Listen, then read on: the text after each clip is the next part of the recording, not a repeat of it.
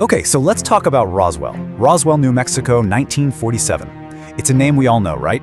You hear it and you immediately think, crashed flying saucer, little green men, a huge government cover-up. But what if I told you the real story is, well, it's way more complicated and honestly, a lot more fascinating. It's this incredible tale of Cold War secrets, a news story that just vanished, and how one convenient lie basically created one of the biggest legends in modern history. So yeah, let's dig in and figure out what really happened out there in the desert. And it all kicks off with this absolute bombshell. I mean, listen to this quote. On July 8th, 1947, the Roswell Army Airfield, we're talking the most elite airbase on the planet at the time, home to the guys who dropped the atomic bombs, they put out a press release. And for a few absolutely wild hours, the United States military was officially, on the record, telling the entire world that they had captured flying saucer. So the big question is, what did the Army actually find out there in the New Mexico desert? I mean, that's the question, isn't it? It's fueled what? Almost 8 decades of speculation, books, TV shows, you name it. To even start to get an answer, we've got to go right back to the beginning. Okay, so let's set the scene. We're in the summer of '47. The Cold War is just starting to get chilly, and America is kind of obsessed with flying saucers. A pilot had just reported seeing these 9 weird objects in the sky, and it kicked off this huge craze. Seriously, the whole country was looking up at the sky. So it's in that atmosphere that a rancher, a guy named Mac Brazel, stumbles across a field just littered with really strange debris. And what's the first thing that pops into his head? You guessed it, flying saucer. And this is where the story gives you whiplash. I mean, check out these 2 headlines, side by side. One day, it's RAF captures flying saucer. The military's on the record. It's huge news.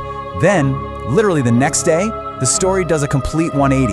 A top general holds a press conference, shows off what looks like some tinfoil and balsa wood sticks, and basically says, never mind, folks. It was just a weather balloon. Talk about a quick turnaround. I mean, this whole thing was a flash in the pan.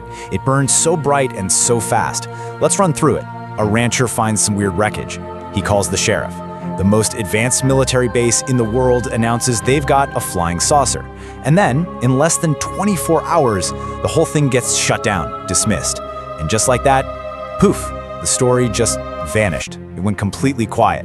For 30 years. Think about that. An entire generation grew up, and the Roswell incident wasn't a mystery, it wasn't some grand conspiracy, it was nothing. A non-story. Just a forgotten little news clipping about some guys who mistook a weather balloon for something exciting. The whole thing was completely and totally dormant. So that begs the question, right? How on earth does a forgotten, debunked news story from the 40s suddenly become the most famous UFO incident in all of history? Well, it happens because a key player, somebody who was right there at the very beginning, finally decided to break his decades-long silence. And this is the guy, Major Jesse Marcel. He was the intelligence officer who was sent out to personally collect and examine the debris back in '47. And then, in 1978, he goes public. He tells a researcher that the whole weather balloon story, it was a complete lie, a cover-up. He claimed the real debris he handled was, in his words, not of this earth. And that testimony, that was the spark. That's what brought the entire Roswell legend roaring back to life. So Marcel gives this interview, right? And that leads to a best-selling book in 1980. And from there, I mean, the floodgates just opened. The story started to grow and change in all these wild ways. Suddenly you have new witnesses coming out of the woodwork decades later with these incredible claims, alien bodies, government agents threatening people into silence, secret autopsies, you name it. That little forgotten news story, it had become a full-blown mythology. But this brings us back to the question that's really at the heart of the whole conspiracy. Okay, let's say it wasn't a saucer. If it was just a simple weather balloon, then why put out the flying saucer press release in the first place? Why the crazy fast reversal? Why would the US military feel the need to lie? And it turns out they did have something to hide. It just wasn't aliens. Fast forward to the 1990s. There's so much public pressure, so many books and shows about Roswell, that the US Air Force is basically forced to open up the old files. They declassify the records from 1947. And they finally admitted it. Yep, the weather balloon story was a cover story. But the truth was something else entirely. What really crashed in that field was part of something called Project Mogul, and this was a top-secret Cold War spy program. We're talking about these massive chains of high-altitude balloons carrying super-sensitive microphones. The whole idea was to float them silently over the Soviet Union and listen for the sound waves from their secret atomic bomb tests. This was one of the most classified, most important intelligence programs of the entire era. And this is the aha moment. This explains why the wreckage seems so bizarre and alien to the people who found it. See, it wasn't just a simple weather balloon. It had these big, geometric radar reflectors made from foil and balsa wood sticks. That's the strange, lightweight beams and shiny material. And the best part? The so-called alien hieroglyphics that Major Marcel remembered so vividly? Well, it turns out it was just tape. Tape with floral patterns on it that was purchased from a toy manufacturer. The alien script was literally from a toy store. So here's the motive, and it's actually pretty brilliant when you think about it from a Cold War perspective. Back in 1947, there was no way the Air Force could admit that this was debris from a top-secret spy balloon.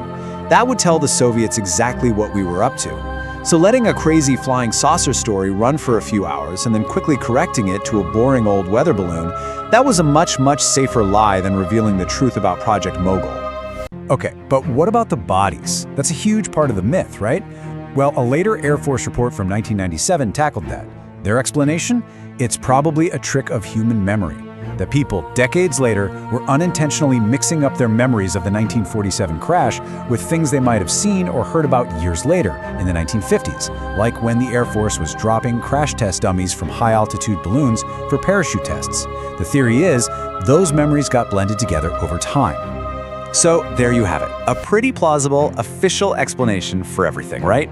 And yet, the Roswell story has never, ever gone away. Which raises the big question, why? Why are we still so fascinated by this story of a 79-year-old crashed balloon? What gives it such a powerful grip on our imagination? Well, a huge piece of the puzzle is just belief. Take a look at these poll numbers. A clear majority of people today believe that alien life probably exists. The Roswell story taps right into that deep-seated feeling. It's this mix of hope that we're not alone in the universe and a healthy dose of suspicion that maybe, just maybe, the government knows more than it's telling us.